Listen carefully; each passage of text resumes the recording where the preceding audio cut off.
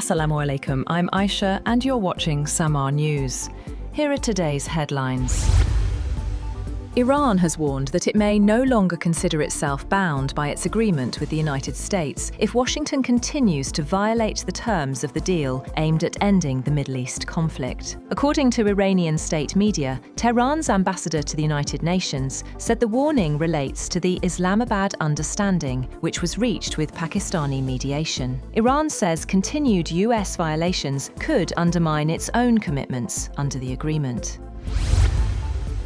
Iran's foreign minister has arrived in Oman to discuss arrangements for the safe passage of ships through the Strait of Hormuz, with Washington seeking a public pledge of free, secure transit. Iran's semi-official Tasnim news agency said Foreign Minister Abbas Araghchi had arrived in Oman. CBS News and its UK partner, the BBC, both reported that US Vice President J.D. Vance, Secretary of State Marco Rubio, Special Envoy Steve Witkoff, and Trump's son-in-law Jared Kushner were expected to lead negotiations on Saturday with Araghchi. Iran's Fars news agency later cited a source saying no negotiations would take place until the US retreated from its positions.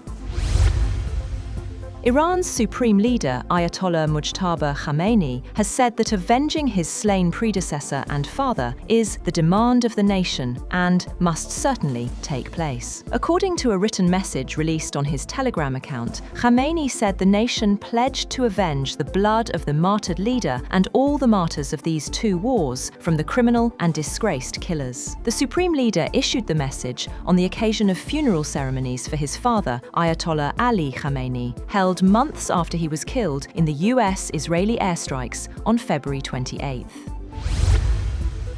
US President Donald Trump has said that Iran has requested fresh talks and Washington has agreed to continue negotiations. However, Trump declared that the June ceasefire is over, following a new exchange of military strikes between the two countries.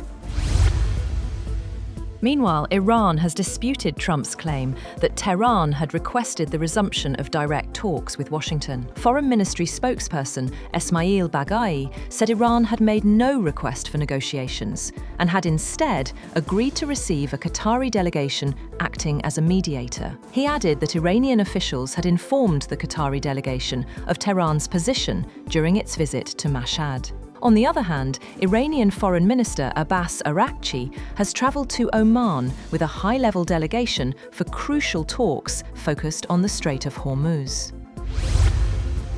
US President Trump has also declared that he has ordered the military to be prepared to launch strikes against Iran if the Iranian government carried out or attempted an assassination of the president. He said in a Truth Social post that 1,000 missiles are locked and loaded and aimed at the Islamic Republic of Iran, with thousands of more to immediately follow should the Iranian government act on its threat, pronounced in many corners of the globe, to assassinate or attempt to assassinate the sitting president of the United States of America. He added that orders have already been given and the US military is ready, willing and able to completely decimate and destroy all areas of Iran.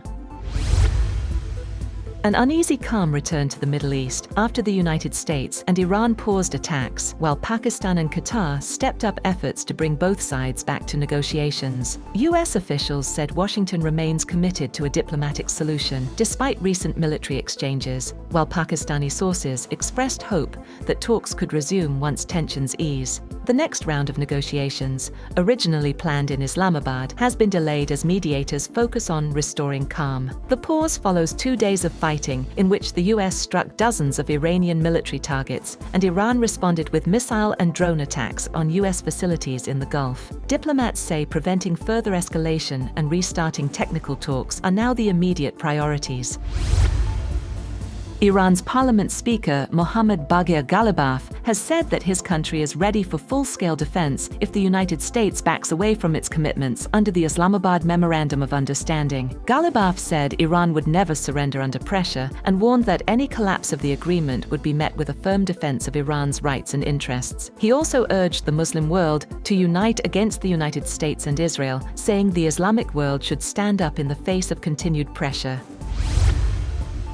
The New York Times says the US Department of Justice has subpoenaed several of its journalists to testify before a federal grand jury over reporting on security concerns involving President Donald Trump's new Qatari-donated Air Force One. According to the newspaper, the subpoenas require the journalists to appear before a grand jury as part of an investigation into an alleged violation of federal criminal law. The Justice Department has not publicly commented on the matter.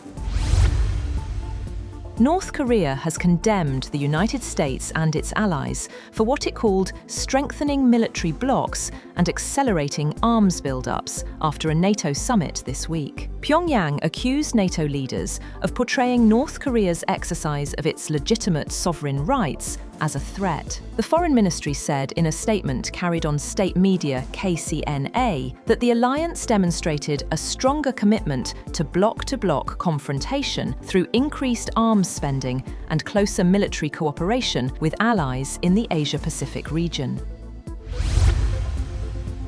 China has evacuated more than 1.8 million people as Typhoon Barvi churned toward the major eastern city of Wenzhou after pummeling Japan's southern Sakishima island chain with heavy rain and violent winds, and brushing past northern Taiwan. Even as Barvi continues to slow and weaken on its northwesterly path over cooler seas, the typhoon is still a potent risk due to the sheer volume of moisture it holds within its rain bands, about the size of France from end to end. Barvi is forecast to make landfall around Wenzhou, home to some 10 million people.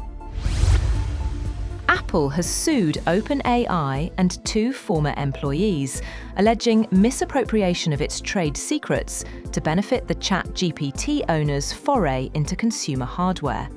A dramatic escalation of already simmering tension between the two companies. The complaint accuses OpenAI of orchestrating a broad effort to systematically acquire and exploit Apple's confidential information through former employees, recruiting practices, and supplier relationships to accelerate its push into the consumer hardware business. Meta has withdrawn its new AI image generation feature, Muse Image, just days after its launch, following widespread criticism over user privacy concerns. The feature, which allowed AI-generated images to be created using content from public Instagram accounts, faced backlash from privacy advocates and industry groups. Meta said it had listened to user feedback and acknowledged that the feature missed the mark. The company says the tool is no longer available. That's all for now. For more updates, visit www.SAMAA.tv. Thank you for watching SAMAA News.